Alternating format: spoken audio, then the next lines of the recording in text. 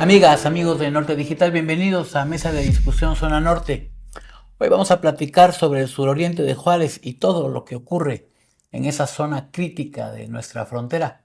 Me acompañan Jean-Paul Aguilera, él es el director del FICOSEC, el Fideicomiso para la Competitividad y Seguridad Ciudadana. También está conmigo Tere Almada, directora de Casa, Promoción Juvenil, y Brisa Maltos. ¿Maltos o Maltos? Maltos. Brisa Maltos, gerente de participación comunitaria de Plan Estratégico de Juárez. Antes de empezar a platicar, acompáñennos. Vamos con este reportaje del periodista Teófilo Alvarado, que le puso la lupa a esa zona de la ciudad.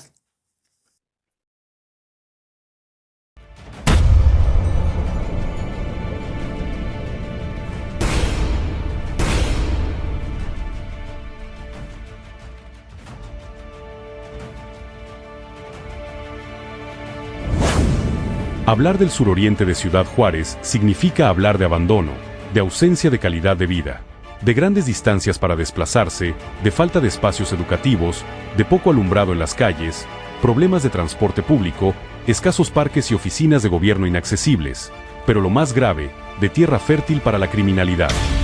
De familias a las que los delincuentes les arrancan a sus hijos, padres o hermanos. De un lugar en el que pululan los delitos y la muerte, en donde las víctimas de homicidio se cuentan por cientos, así como los robos y asaltos con violencia. Grande es el riesgo que viven las amas de casa, los que van o vienen de la maquiladora y los estudiantes que acuden a sus escuelas. Ellos viven en carne propia lo que significa ser despojados de su cartera, del teléfono celular y de su tranquilidad. Saben lo inseguro que es caminar de noche por sus calles y del miedo de estar en riesgo permanente. El crimen organizado riega sus calles con muertos, aunque también semientierra a sus víctimas en la arena del desierto o los sumerge en las incontables fosas clandestinas. Nada de eso es fortuito en ese lugar, epicentro de la violencia de una zona dominada por la criminalidad. A lo largo de la historia de Ciudad Juárez, la expansión desordenada hacia el suroriente ha sido avalada por los gobiernos que no se han preocupado de que en la zona exista un desarrollo integral, de que sus habitantes tengan acceso garantizado a los servicios públicos. En las últimas décadas, se han vivido allí dolorosas experiencias que tienen que ver con la violencia. Incluso en algunos fraccionamientos tienen muy bien delimitadas sus calles y están hasta bardeados, pero que al final de cuentas son islas en la nada, en un desierto que merodean los delincuentes. Yo ya tengo más de 15 años viviendo y pues la verdad sí se ha visto muy feo la situación. Ya me tocó vivir una experiencia donde al pie de mi casa cerca hubo una balacera. Fraccionamientos como Sierra Vista o Cerrada del Parque 1 han sufrido tragedias de las que no han podido recuperarse. En el primero de esos fraccionamientos, los robos y asaltos estuvieron a la orden del día. En algún momento, los delincuentes llegaron a una vivienda y asesinaron a 5 de sus integrantes, incluidos 2 menores de edad, no más porque pudieron hacerlo y querían sus pertenencias. En Sierra Vista y otros sectores, se organizaron en grupos para vigilar a los suyos, a pesar de que algunos los llamaron autodefensas. Todos los problemas de seguridad pueden mejorarse definitivamente, o la inseguridad puede reducirse en niveles considerables si aplican estrategias bien planteadas. Uh-huh. ¿Sí? No va a desaparecer porque somos un país con muchos problemas de todo tipo. Una pandilla denominada Los Macheteros sembró el terror entre los habitantes de la zona hace alrededor de 10 años, al atacarlos en zonas despobladas para robarlos. No dudaban en lesionarlos con sus armas. Logramos detener a esas personas que se dedicaban a hurtar ayer la gente de ese sector de la ciudad. Ahorita tenemos una presencia importante para poder tener una presencia para que no se estén llevando a cabo los hurtos en aquella área, ya que el lugar de esos lugares hay muchos terrenos despoblados, que eso le ayuda a la delincuencia, pero igual nosotros estamos bien al pendiente, estamos tejiendo una red con los vecinos de ese sector para que nos puedan auxiliar con la información y poder estar ahí al presente. En el año 2019, un comando armado irrumpió en una calle de Cerrada del Parque 1. Hombres encapuchados con armas cortas y largas, se metió por la fuerza en al menos 10 viviendas, donde se apoderaron de diversas pertenencias. Los vecinos narran ahora lo que se vivió en aquel momento. Pues que se brincaron por el baldío y agarraron corte parejo de casas metiéndose. Miedo de que pues no estamos seguros. Pues ya no sabe uno si en su casa ya se metían que se brincaron la barda de atrás trasera y les abrían las puertas a patadas, creo, que traían pistolas. Como le digo, que todos encapuchados, pues sabían y que estando las personas ahí, en muchas casas el esposo estaba y los golpearon. Pues hubo vecinos de aquí de La Cerrada, fueron como 10 casas más o menos en las que se metieron a robar. ¿Pero fue al mismo tiempo? Una de ellas fue la casa de mi esposo. A él le tocó y de aquí todo lo que es la Volcán Guayma, toda esta calle hasta donde topa la calle, fueron, pues sí, de las 10 personas de los vecinos que viven aquí fueron los que salieron dañados. Pese a la tragedia que ha significado para muchos vivir en tierra de nadie, también conservan la esperanza. En el suroriente la inseguridad se asoma por doquier a cada instante. El hecho de llamar a los servicios de emergencia significa un volado donde la apuesta es la vida misma.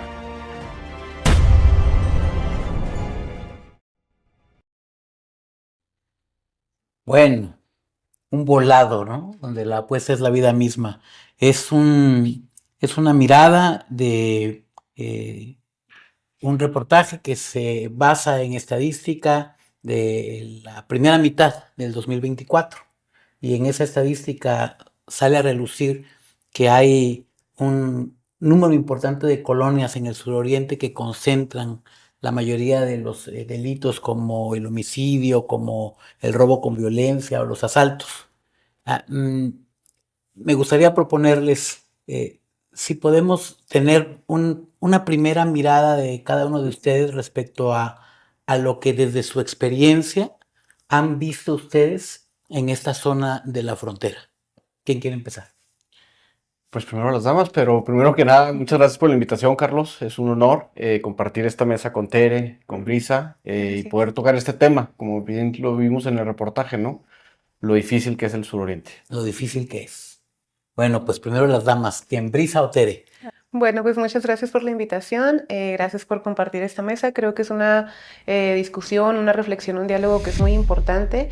Yo empezaría por el tema de cómo visualizamos también la comunidad de estos espacios, ¿no? Cómo visualizamos el suroriente de la ciudad, desde qué mirada lo estamos viendo, porque sabemos que lo que sucede en el suroriente viene pasando en toda la ciudad, ¿no? Sin embargo, se concentra en esta zona de la ciudad y se identifica por las características urbanas, sociales, por la dispersión, por la cuestión y la presencia de la industria y la composición en sí, ¿no? De cómo está formado el suroriente. Todo esto pues va generando condiciones de vida, ¿no? Y esas condiciones de vida pues están permeadas por la violencia, por la inseguridad, por la desigualdad, por la falta de acceso, de educación. Entonces todo esto pues al final permea la vida directa de las personas, ¿no? Y son personas con las que nosotros pues trabajamos día a día y vamos conociendo sus historias, y sin caer en ánimos de revictimización, sí es una zona y una situación de mucha vulnerabilidad, ¿no? En donde la comunidad busca las formas de sobrevivir, de estar presente, de salir a trabajar, de salir adelante, de estudiar, de profesionalizarse, pero están todas estas brechas, ¿no? Que muchas veces no permiten alcanzar acceso a los diferentes servicios, a los procesos de educación, a los diferentes pues sí, a la infraestructura y al equipamiento que por derecho a la ciudad deberíamos de poder acceder, pero que no es tan sencillo, ¿no? Viviendo en la ciudad en general, pero en el suroriente es todavía más complejo, por empezar por las distancias, ¿no? La distancia que implica el poder acceder a un servicio público, el poder acceder a un servicio de salud, a un servicio educativo y a un servicio incluso de participación activa, ¿no? Como comunidad.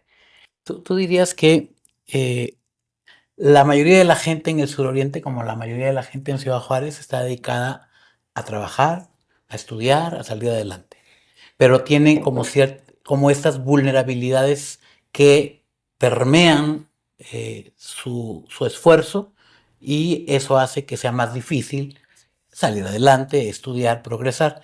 Pero en ese escenario hay un elemento que está como lanzándonos una luz roja, que es el elemento de la violencia, ¿no? La inseguridad que provoca que también para los grupos criminales o para las personas que se dedican a la delincuencia les sea más fácil por esas mismas condiciones de dispersión, de falta de servicios, ingresar, infiltrarse y provocar que esto se le ponga como en una crisis a la gente que vive allá.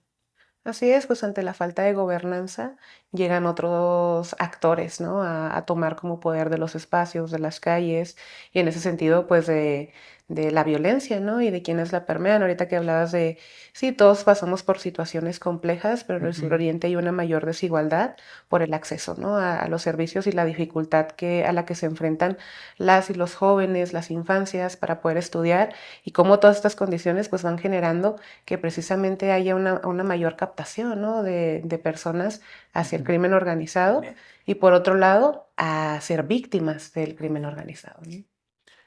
Y desde la mirada de ustedes, Tere, que han trabajado tantos años en estos temas, Bueno, lo primero que hay que decir es que demográficamente el suroriente está concentrando la mayor población infantil y juvenil, porque todas las nuevas familias pues se están desplazando hacia allá, no todas, pero una parte importante, ¿verdad? Lo que hace pues que también eso de otras características con respecto a zonas de la ciudad donde hay quizá ya más población adulta o adulta mayor, ¿no? Y eso plantea pues una serie de demandas y de situaciones que no se han previsto en la ciudad. En el tema, por ejemplo, educativo, traemos un déficit enorme de infraestructura educativa. A nivel preescolar es muy crítico. Tuve acceso hace 2 semanas a las estadísticas de cada plantel, el número de niños de preinscritos versus lugares disponibles, ¿no? Entonces, por ejemplo, hay secundarias donde van a rechazar a 950, a 650, a 500, o sea, la diferencia entre los que se preinscribieron versus los lugares que existen, ¿verdad? Entonces, en 11 secundarias sacamos nosotros que más de 6,000 adolescentes van a quedar fuera. Hay zonas también del suroriente que tienen mucho más población infantil y juvenil. Entonces, esto está haciendo que no hay una planeación. Ahora, algunos espacios educativos se previeron cuando en medio de grandes baldíos. Además, esto tiende a recrudecerse porque se están construyendo más fraccionamientos en los baldíos y no hay capacidad de hacer más escuelas porque ya todos los terrenos se repartieron, ¿no? Por ejemplo, una secundaria que queda exactamente enfrente del lugar donde ahorita nos están construyendo que va a ser un centro juvenil. Esa secundaria rechazaron 656, van a rechazar 656 adolescentes. Pero la semana pasada di una vuelta por los alrededores y están construyendo 10 nuevos fraccionamientos. así que Entonces, te va a multiplicar el número o sea, de muchachos que van a necesitar ir a la a escuela. necesitar en cierto tiempo, ¿verdad? Entonces, eso es como consecuencia de la falta de planeación. Ahora también tenemos pues muchos problemas que se conjugan urbanos, sociales. Por ejemplo, tenemos miles de chicos que nunca fueron a la escuela. Nosotros, por ejemplo, tenemos un programa para adolescentes que no van a la escuela. Tenemos ahorita un grupo grande de primaria y otro de secundaria, porque en el espacio que estamos pues no tenemos capacidad, pero tenemos listas de asistencia gigantes. Todos los días van 3, 4 mamás a solicitarnos que los aceptemos. No tenemos capacidad, ya con el nuevo centro vamos a ampliar, pero son chicos de 10, 11 años que nunca alcanzaron lugar ni en primero. Entonces, vamos a suponer, como hemos estado planteando por parte de la Red Tiraparo, hemos estado planteando todo este tema a partir de un estudio que hicimos sobre la población versus los niveles educativos y el déficit que hay en cada subzona, digamos, del suroriente. Y pues prácticamente, pues no, apenas se está empezando a mover, que van a hacer una secundaria en Parajes de San José, que en realidad no es porque haya plazas nuevas, sino que van a cerrar otras en otras zonas, que en eso Juárez pues tiene una situación en donde hay zonas de la ciudad donde ya las escuelas están vacías, pero allá hay una concentración que no se ha previsto y vienen muchas más viviendas. Yo menciono estos 10 fraccionamientos que recorrí la semana pasada, pero pues está la construcción a todo lo que da, vienen las viviendas de Infonavit que va a construir el gobierno federal, también varios miles, Y uno se pregunta, bueno, ¿y se está previendo qué va a pasar? Porque que un chico se quede... El abandono escolar en cada nivel educativo tiene diferentes consecuencias y diferentes implicaciones. No es lo mismo quien abandona la universidad que quien abandona la preparatoria. Que alguien que nunca fue a la primaria o que abandona la primaria, pues no tenemos gente ni siquiera que pueda ingresar después al mercado laboral. Y además, pues eso condiciona todos los recursos psicosociales de la persona en términos de una lógica de inmediatez, de vivir al día, de pasar el tiempo como sea, y bueno, todo este perfil pues va enganchando perfectamente con toda la oferta delictiva, ¿no? Uno se pregunta qué pueden hacer estos chicos Claro. sin saber leer a los 12 o los 14 años, ¿verdad? En dónde van a trabajar, qué va a pasar con ellos, ¿no? Entonces, realmente sí hay un tema de una omisión muy grande de varios gobiernos, no es exactamente solo de uno, y de una falta de planeación. Y yo siempre pongo el ejemplo, digo, el Poniente, a mí me tocó mucho trabajar por el Poniente hace algunas décadas y nunca, no hubo preparatorias. En el 2010 teníamos una sola preparatoria con una población ya de más de 500,000 de habitantes, pero sí hubo primarias y secundarias. Entonces, el que acá no haya ni primarias y secundarias, estamos hablando de otro nivel de problemáticas, ¿verdad? Además, las que están súper saturadas, mañanas y tardes, los maestros, conozco a varias personas que fueron mis alumnos en la licenciatura en educación en la UACJ que dicen es que 1000 broncas, grupos gigantes, Claro, porque colapsados a a todo, ellos les toca atender. rebasados en un nivel, Entonces, claro, que dicen, ¿cómo atendemos todo esto, verdad?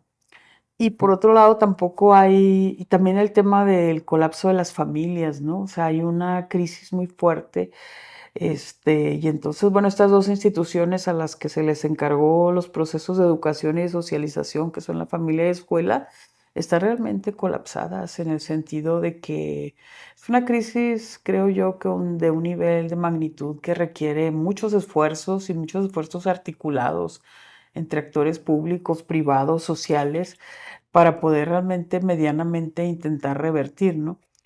A mí algo que me ha llamado mucho la atención de los últimos meses es este recrudecimiento de la violencia nuevamente en el suroriente, porque hubo rachitas también del poniente fuertes, pero todo estos asesinatos así de 3, 5 que encuentran en viviendas y también la presencia cada vez mayor de muchas chicas, muchos asesinatos de mujeres jóvenes, muy jóvenes. Entonces, pues creo que estamos frente a algo que tenemos urgentemente que atender, que se tiene que atender. Hay esfuerzos, pero creo que todavía no alcanzamos el nivel pues ni de fuerza ni de articulación, dada la problemática que existe, ¿no? Y por supuesto que todo eso se expresa en la violencia, ¿verdad? O sea, la violencia es la expresión de muchos otros fenómenos de carencias, de abandonos, de urbanamente el dejar terrenos inmensos en medio de otros fraccionamientos, la inseguridad, la falta de transporte, el transporte. Hay gente que hace 2 horas y media para llegar al centro de la ciudad, ¿verdad? Hay comunidades donde uno se para ahí, yo he estado a veces ahí con jóvenes y luego digo, bueno, ¿y aquí cómo se es joven? ¿A dónde se va? ¿En medio del desierto? ¿En qué te diviertes? ¿Qué haces? O sea, pues no hay, o sea, hay como un gran... Y pues creo que estamos frente a un tema que requiere mucha atención y muchos esfuerzos. parece como si las mismas causas que llevaron a la situación que estamos viviendo ahorita, esas mismas causas se están repitiendo. Es decir, por lo que tú planteas, los gobiernos, los que tomaron decisiones de política pública para darle a la gente de Juárez los servicios que necesitaban para poder desarrollarse, no lo hicieron bien. El expansionismo en el suroriente, todas las casas en Riberas del Bravo, en zonas que no eran adecuadas para eso. Tenemos ahora el problema de cómo está explotando en las familias estas crisis que tú relatas ahora. Y ahora mismo, nuevamente, más construcción de casas, más expansionismo, como para llevarnos todavía a escenarios mucho más graves. Sí, es que creo que en Juárez el tema de la especulación del suelo ha sido un tema recurrente, ¿verdad? O sea, que se adquieren enormes y se construye lo más lejos para, pues, abaratar el costo del suelo, ¿verdad? Y dejas en medio un mundo de cosas, pero eso pues hace que el costo de desarrollo sea muy alto porque pues, tienes que llevar los servicios más lejos y después empiezas a llenar, ¿no? ¿Y cuándo lo vamos a alcanzar? No, está abierto de una manera, se ha ido ampliando mucho el fondo legal de la ciudad, ¿verdad? Bueno, la misma ciudad universitaria para mí es como algo que nunca debió haber sido, pero Claro. digo, me van a correr, pero debo decirlo, pero, o sea, no, o sea, es que eso implica desplazamientos enormes, inseguridad, Todavía los muchachos siguen batallando, hoy están batallando porque el asunto de cómo se trasladan desde allá hasta sus domicilios sigue siendo Sí, gran temas pendiente, de ¿no? seguridad, de accesibilidad, de horarios, a qué hora tienes que salir de tu casa para poder llegar a tu clase de las 7 de la mañana. Y que esto, como bien menciona la maestra, tiene que ver con la falta del banco de tierra que el municipio tiene que tener, ¿no? Se han dedicado durante muchos años, no es algo reciente de ahorita, a vender la tierra del municipio que está precisamente destinada para equipamiento, para mobiliario, para parques, para servicios, espacios públicos, espacios recreativos, culturales. Y se ha omitido, ¿no? el tener este banco de tierra para poder producir todo este equipamiento y desarrollo, porque entonces tenemos una ciudad que está en crecimiento hacia el suroriente desde hace ya más de 30 años, pero no está en desarrollo. La ciudad sigue creciendo y creciendo y creciendo, pero no hay desarrollo porque no hay infraestructura, no hay equipamiento, no hay servicios, y entonces como consecuencia alcanzamos a ver la violencia, ¿no? Y mucha gente dice, no, es que hay muchos estereotipos, muchos estigmas por temas de violencia, pero no alcanzamos a ver todo lo que sostiene, ¿no? la violencia y que tiene que ver con una violencia estructural. Claro. Que por más que hagamos esfuerzos e iniciativas, proyectos, si no se atiende desde la estructura, Una difícilmente estructura vamos a poder. porosa que permite Exactamente, que ahí se infiltre todo el tema de la violencia, ¿no? así es. ¿Qué te digo, Carlos? Ahorita lo platicábamos antes de entrar al aire, la complejidad de lo que es el suroriente. Ya ahorita lo mencionaba Brisa, lo mencionaba Tere, y me gustaría ahondar un poco más a ambos comentarios, ¿no? Pero sobre todo, por ejemplo, nosotros que vemos los temas de seguridad y justicia aquí en Ficosec. Por ejemplo, hemos mapeado dentro del suroriente, por ejemplo, las dos estaciones que hay dentro del suroriente, que es Riberas del Bravo y del Valle, están a 15 y 17 kilómetros Estaciones de policía, de todo lo que es el suroriente. O sea, desde ahí la complejidad. Ahora, si hablamos de la Fiscalía Especializada de la Mujer y de la Fiscalía General del Estado, zona norte, están a 17 y 20 kilómetros de distancia. Volvemos. ¿Cuántos No, la Fiscalía está a 27 kilómetros. A la Fiscalía Tengo que 27. corregir ahí, no a 20, a 27. Entonces, desde ahí estamos viendo esa complejidad para las personas que viven dentro del suroriente, ¿no? ¿Y qué pasa? Pues no se fomenta, no se presenta la denuncia. Por lo mismo que la complejidad de primeramente poder llegar. Para empezar, para poder llegar a donde tengo que ir a poner la denuncia. Así es. Y luego, ahorita mencionaba Tere el tema de escuelas, de falta de infraestructura de escolar. ¿Qué van a hacer los jóvenes, los niños, los adolescentes?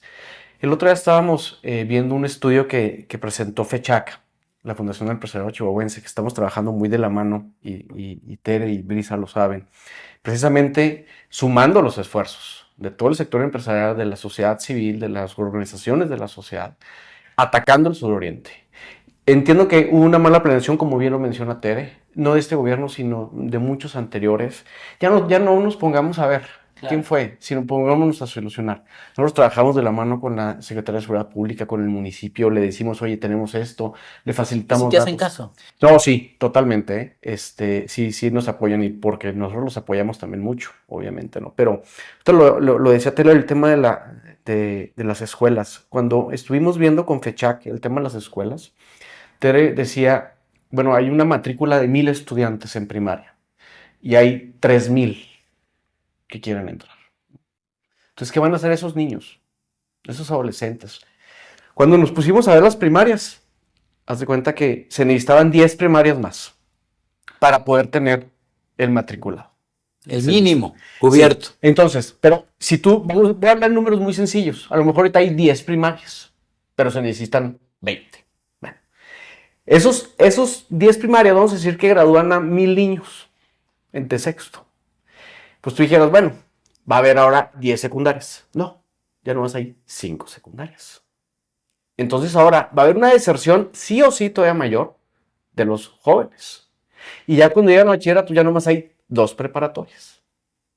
Entonces, no hay infraestructura para trasladarse.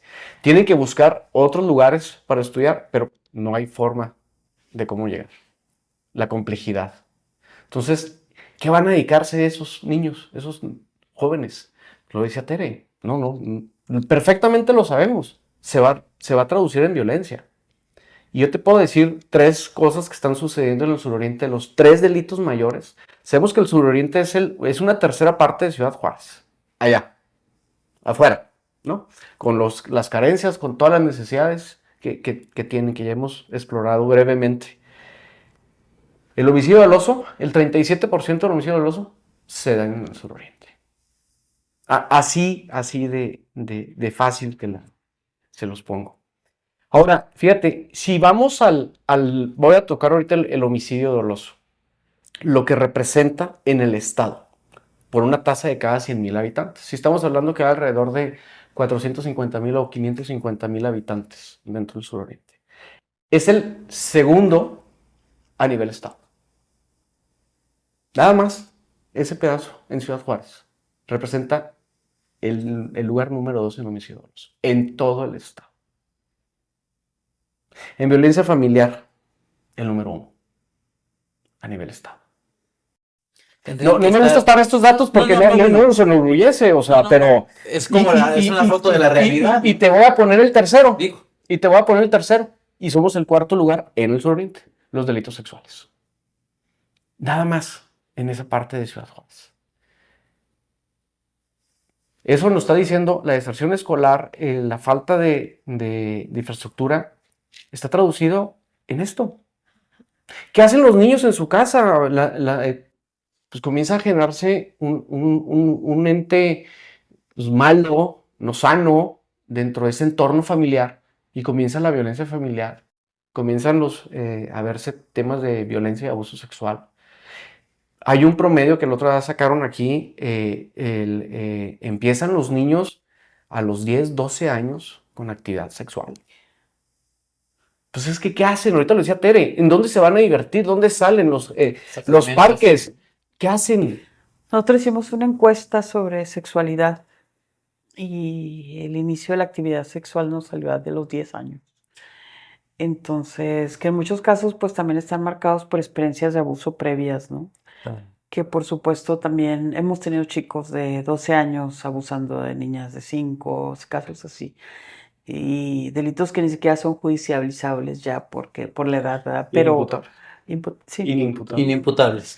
Pero pues bueno, es que dices, es que en el mismo cuarto duermen 3 hijos del papá con 3 niñas de la mamá, o sea, 6 en cuartos que nomás cabe una cama, chicos que te dicen, pues es que no pude dormir porque no me tocó dónde dormir, o sea, el tamaño de las viviendas, la gran concentración poblacional, los turnos tan largos, las distancias para trasladarse a cualquier lado.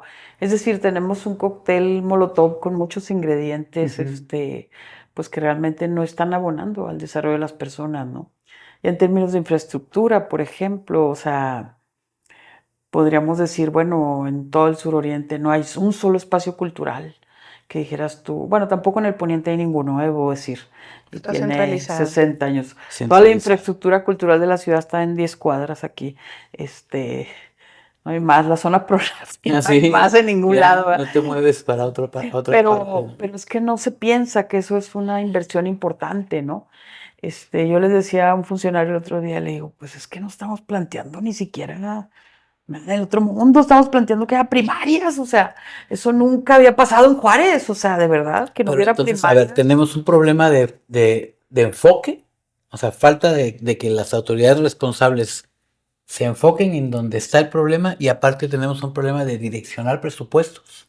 O sea, yo no veo, bueno, o más bien yo esperaría, ustedes díganme qué opinan, yo esperaría ver a los 3 niveles de gobierno volcados Exacto. con presupuestos, programas en esa zona en donde ya la realidad, como apuntabas tú ahorita con las cifras, pues nos está diciendo que ahí está explotando el problema, ¿no? Claro, y además con estos proyectos nuevos, ¿no? Que vienen de la federación, de la construcción de casas, es como, ¿realmente Ciudad Juárez necesita más construcción de casas? ¿O necesita dar cobertura a las que ya existen en términos de servicios, de infraestructura, de capacidad de movilidad, de accesibilidad? Y esa es la realidad, ¿no? Como bien menciona Tere, el diseño de las habitaciones, la forma en la que nuestras rutinas laborales están hechas, eso es para estar 12 horas fuera de casa, ¿no? Implicando toda la movilidad, el traslado, el trabajo, el tiempo extra para poder sostener la calidad de vida que alcancemos, ¿no? Cada una de nuestras posibilidades y tomando en cuenta que vivir en frontera implica una vida cara, ¿no? Y que eso nos dificulta todavía más y que impacta directamente en la economía de la comunidad. Y entonces, si yo tengo la oportunidad de ir al cine o de comprar el mandado de la semana, pues voy a comprar el mandado de la semana, ¿no? Y en ese sentido, pues se van traduciendo como todas las necesidades pues a la desigualdad. Porque entonces no todos tenemos acceso a lo mismo. Ahorita Tere mencionaba algo muy interesante, que es que hay varios surorientes, ¿no? Y Juárez en sí como frontera tiene muchas fronteras al interior. Vivimos en zonas muy diferenciadas respecto a servicios, respecto a capacidad, a condiciones. Y si vemos el suroriente es similar. Antes siempre teníamos identificado a Riberas, ¿no? Y todavía sigue habiendo muchas problemáticas, pero Riberas del Bravo ya no es solo el único foco, ¿no? Como de atención en la zona del suroriente de la ciudad. El suroriente ya es una gran parte de la ciudad y ya es hacia donde está el desarrollo, ¿no? Hacia donde está el crecimiento. Tenemos identificado que la mayor población que vive allá es en el rango de los 12 a los 35 años, ¿no? Y entonces son familias jóvenes que están conformándose, que están construyendo sus casas, sus familias, pero bajo qué condiciones precisamente, ¿no? En casas de cuartos que son muy pequeños, que muchas casas tienen una sola habitación y son familias de 5, 6, 7 personas, tomando en cuenta que muchas de ellas salen a trabajar y vuelven hasta muy tarde, que no hay centros de cuidado para las infancias, entonces se quedan... ¿Quién se queda con los niños y se las quedan niñas? con ellas, con ellos, quienes les cuidan, ¿no? Y aquí es donde para mí el tema de la participación comunitaria surge como un elemento también de organización, pero de cuidado colectivo, ¿no? De cuidado comunitario, todo lo que se hace a través de la organización de comités, de actividades comunitarias, de cómo identificamos las problemáticas para ir buscándole una solución. Es una forma también de resiliencia y de resistencia, pero que no debería ser la norma, ¿no? Debería ser las excepciones. Y ahora poco a poco nos hemos dado cuenta que hasta que no hay una participación no se atienden las problemáticas y no debería ser así. Debería de haber la atención a las problemáticas con o sin participación, ¿no? Claro, Paul. Sí, ahorita lo mencionabas, Carlos, también. Bueno, ¿qué tiene que hacer o qué debe hacer la autoridad? Bueno, ellos saben perfectamente lo que deben hacer. Nosotros también señalamos a las autoridades, ¿no? De todos estos temas. Pero todavía hay otro temita que se nos está incrementando en Ciudad Juárez. Ahora el desempleo. Todos los miles de empleos que se han perdido, nada más de diciembre a lo que va de este año, estamos hablando de 40 a 45 mil empleos perdidos. Eso también se traduce en violencia.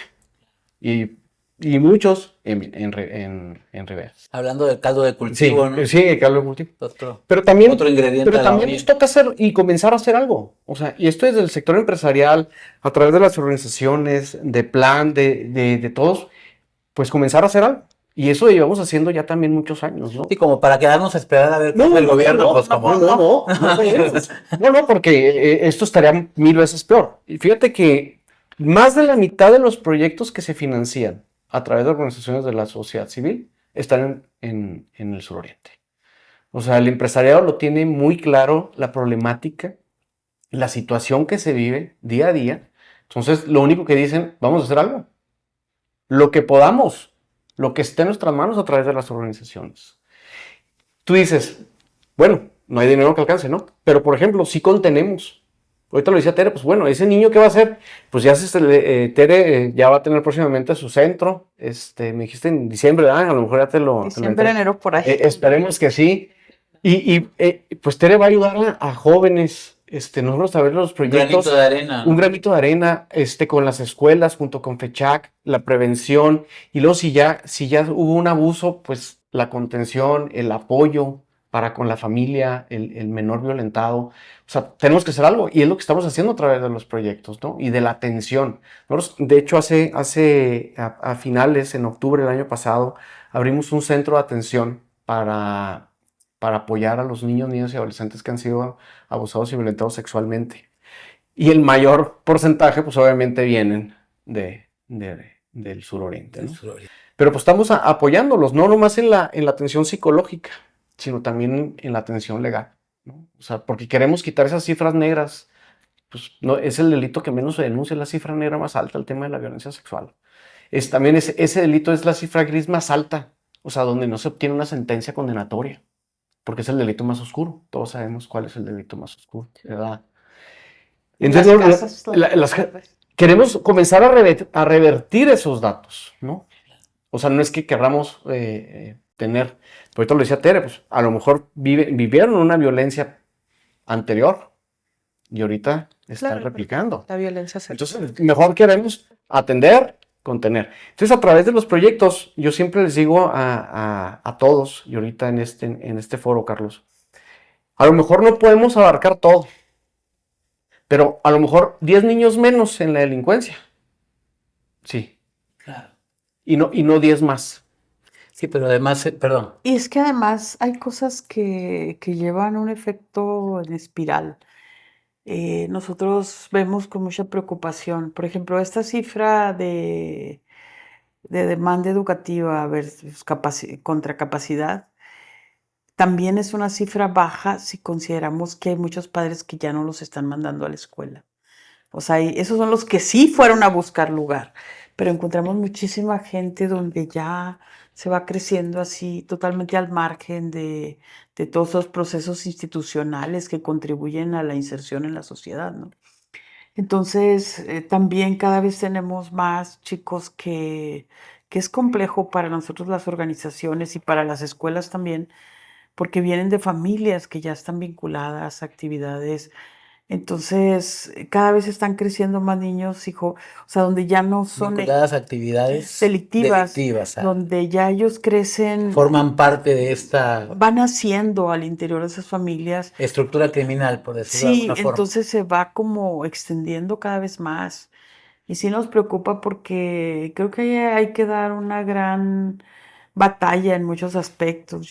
Me toca mucho formar maestros y yo les digo, es que tenemos que dar la batalla cultural por el imaginario del dinero, o sea, es algo que pero hay que trabajar mucho con los chicos y chicas, ¿verdad? Hay que trabajar mucho en eso de la seducción del dinero, ¿verdad? Pero también si no tienes soporte, si no hay nada que te sostenga, pues lo inmediato es lo que gana, ¿no? Entonces, hay en el espacio público que decía, o sea, cómo tenemos que hacer un trabajo de organización también para la recuperación de todo ese espacio que no esté también en manos, se hacen parques, pero los parques se convierten también en los lugares donde se recluta, se distribuye. Entonces, pues hay mucho que hacer, pero también hay cosas que corresponden a nosotros como sociedad o que podemos hacer un granito de arena, pero hay cosas que corresponden a las autoridades, o sea, entonces sí tenemos que, pues, hacer visible y ver, y por eso que, bueno, estos programas, ¿verdad? Estos reportes, porque, bueno, ya han salido muchos, pero de todos modos no parece que se haya logrado el nivel de sensibilidad en la sociedad juarense, ¿verdad? De que este es un tema que nos interesa a todos y especialmente en quienes tienen un puesto de gobierno, que a veces desafortunadamente están más preocupados por su siguiente puesto que por aquel para el que fueron electos, ¿no? Y sabemos pues que la disputa política, que andan pensando en lo que sigue, muy adelantados a veces de tiempos, ¿verdad? Todos.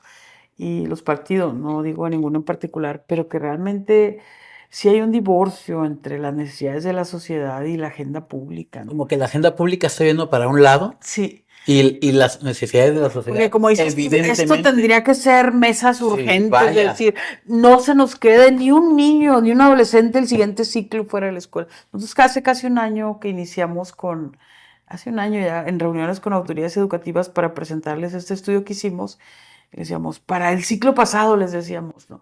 Pues bueno, para el que entra, ahorita para el que entra, pues que ya se tienen unos terrenos, pues dijimos, bueno, ¿y por cuánto? Se nos van a quedar fuera cuántos, o sea, porque ¿Cuánto tiempo? realmente el tiempo no es reversible.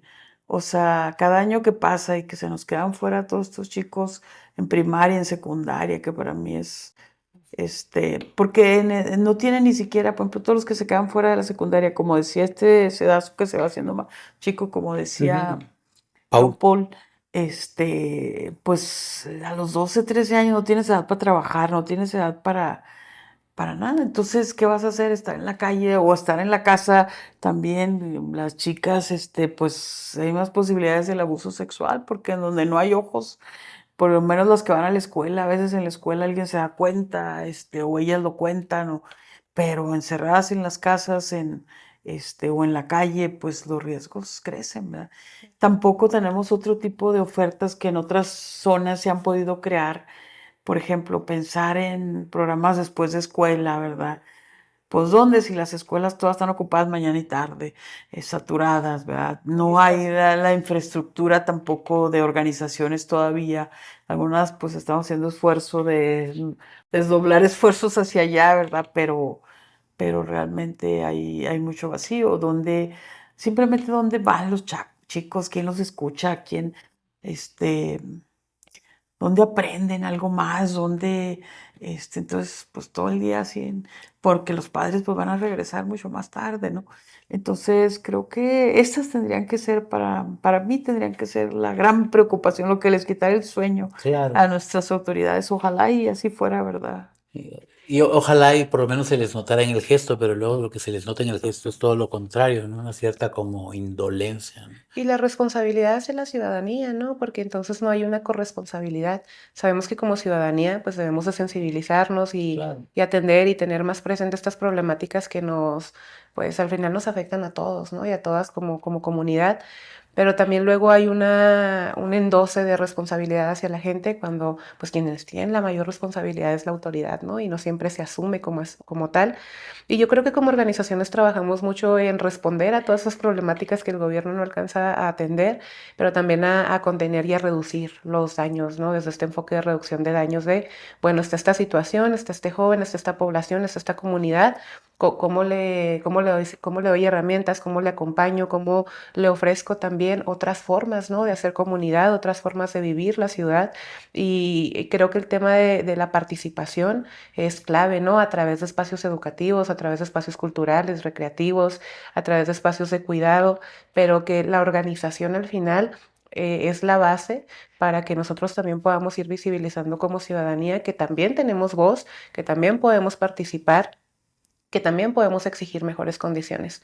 Ahorita que Tere mencionaba el tema de las escuelas, justo acompañamos a un grupo de vecinos que les dijeron, no, pues sí les hacemos cupo, pero en una escuela que está como a 8 kilómetros de sus casas, en una intersección de la Talamasca-Mandari, entonces son como 10 kilómetros porque cruzar esa avenida es muy peligroso, es de alto riesgo. Esos atropellos. Exactamente, y entonces con ese panorama, sin transporte público, sin vías peatonales seguras, porque es muy inseguro cruzarlas, pues desistes, ¿no? Y prefieres pues tomar o esperarte el año que entra, y el año que entra probablemente ya tus condiciones sean distintas, ¿no? Entonces, la falta de visibilidad a esa urgencia de atención a estas necesidades, sobre todo la parte educativa, la parte de infraestructura, de servicios públicos, de cobertura médica, es lo que genera, ¿no? Todas estas condiciones para que entonces pues no tengas sentido de pertenencia a tu comunidad y entonces puedas llegar y vandalizar cualquier espacio,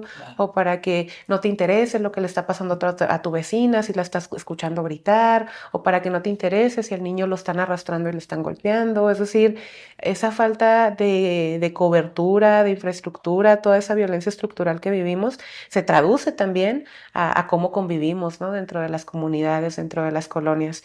Y creo que algo que la gente precisamente del suroriente está haciendo es eso, es organizarse, es participar, es resistir, es buscar otras formas de vida, ¿no? Nosotros trabajamos en toda la zona del suroriente y ahí hemos identificado que la comunidad quiere participar, ¿no? El problema es qué pasa cuando participamos. No pasa mucho. a corto plazo no hay una respuesta inmediata a las problemáticas más urgentes, ¿no?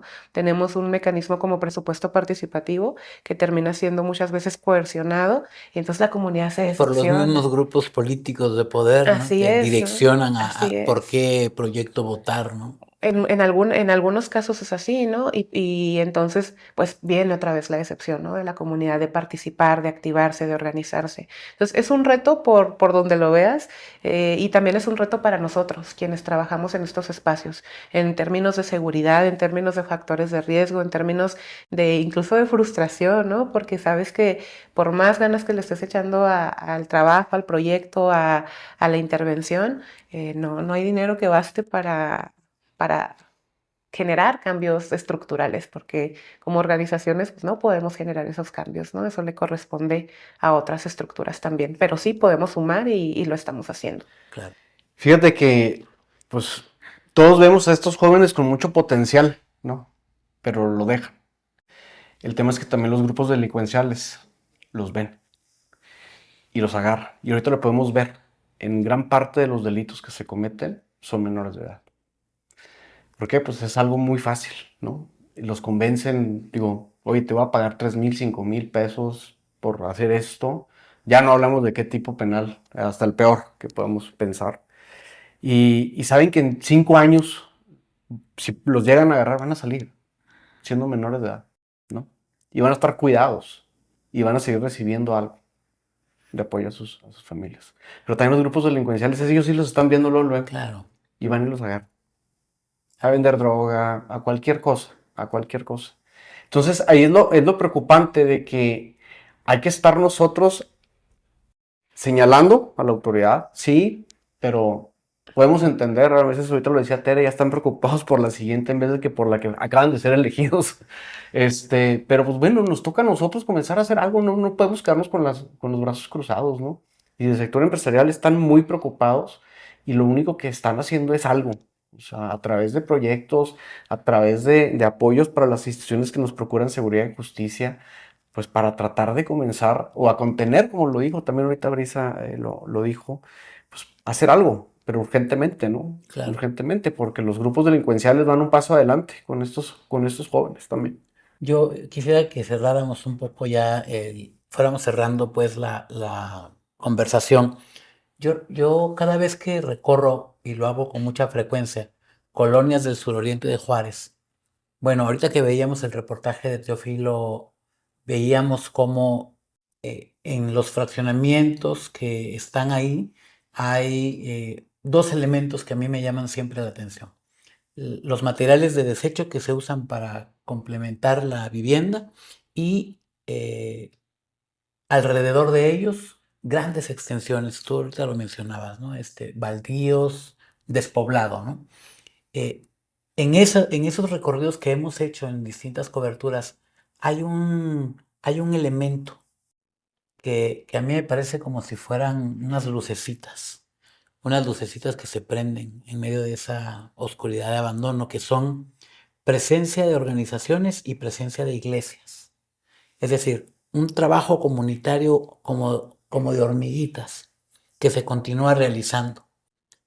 Yo me imagino a una mamá soltera que tenga 3 o 4 niños, que no tiene con quién dejarlos, que van creciendo sin acceso a la escuela porque no pueden ir a la escuela, seguramente batallando para mantenerlos.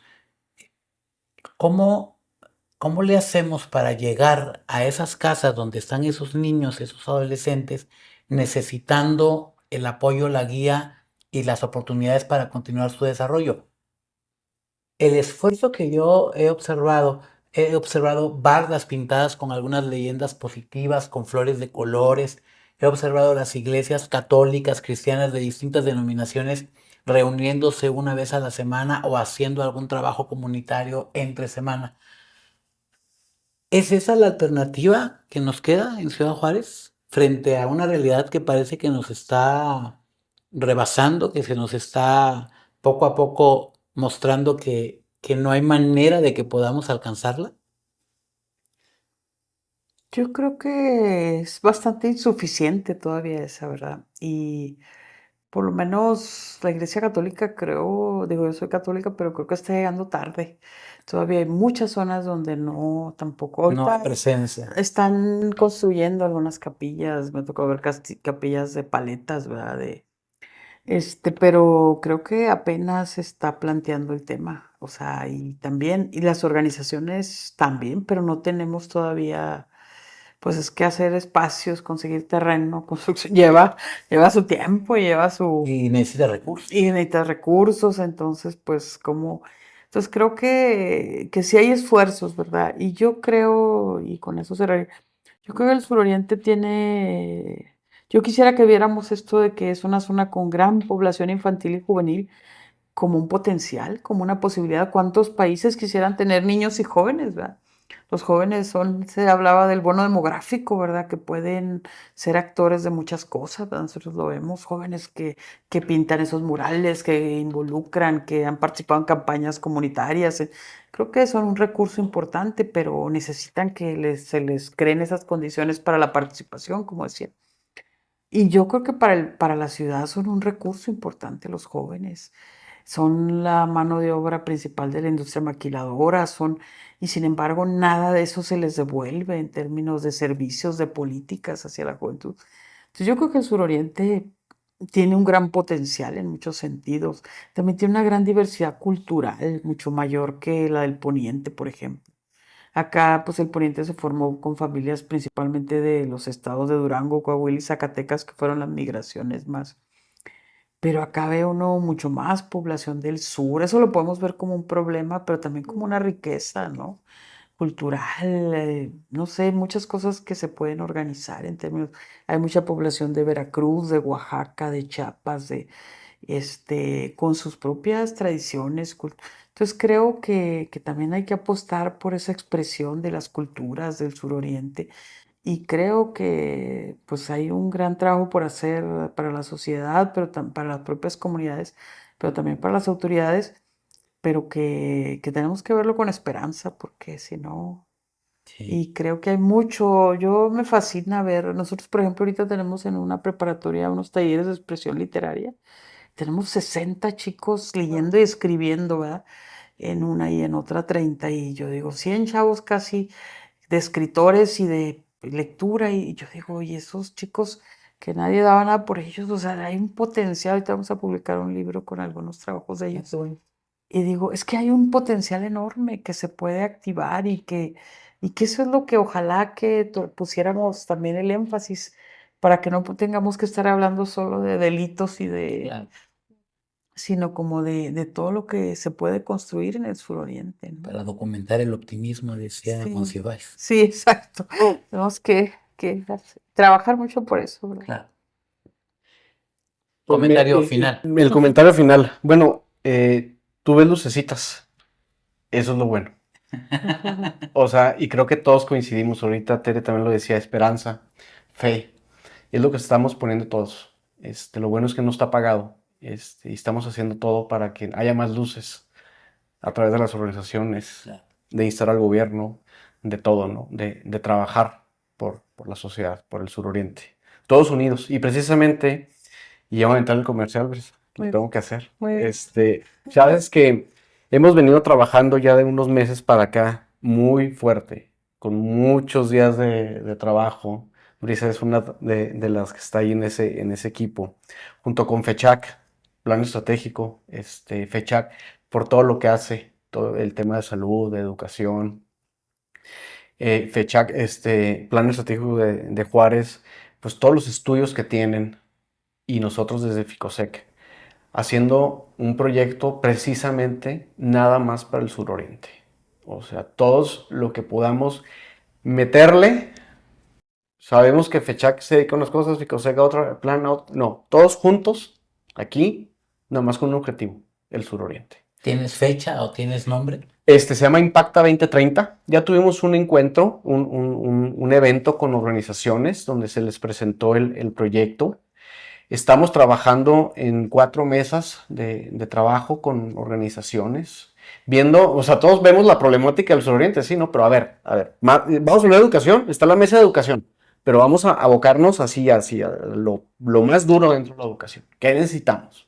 Pues ahí está la mesa, está la de seguridad y justicia, está la de salud Y capital y social. capital social. O sea, 4 mesas dedicadas junto con las organizaciones y los expertos de cada uno de FECHAC, de FICOSEC y de Plan, trabajando para poder sacar proyectos y que tengan mayor impacto. Por eso en nuestro proyecto se llama Impacta 2030, que es basado en la Agenda 2030 de los ODS de la ONU. Y eso es lo que queremos. Ahorita me gustó que dijeras que viste luces. Yo también, Tere también, Luisa también. Claro. Todas las vemos. Entonces nomás hay que ponerles más. Hay que Además, ponerles más. Y vamos a tener una feria échale. ahí, es el viernes 20, ¿verdad? Sí. Me corriges.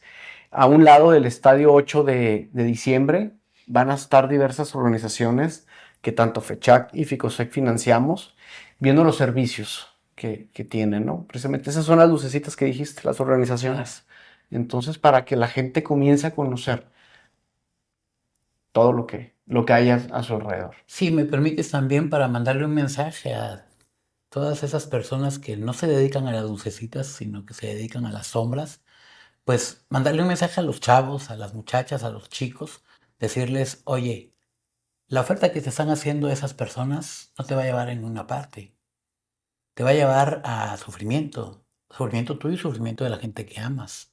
Entonces, mejor ponle atención a las lucecitas que se están prendiendo, que aunque sean pocas o aunque no sean todas las que quisiéramos que fueran, esas lucecitas son las que te van a llevar a una vida tranquila, feliz, que te desarrolles. La oferta oscura, digo, yo lo digo aquí y lo firmo donde sea, ¿eh? No te lleva a ninguna parte. No, totalmente. Yo no conozco a nadie y creo que ninguno de ustedes que se haya dedicado a la delincuencia se haya graduado, ¿no? Y se haya jubilado.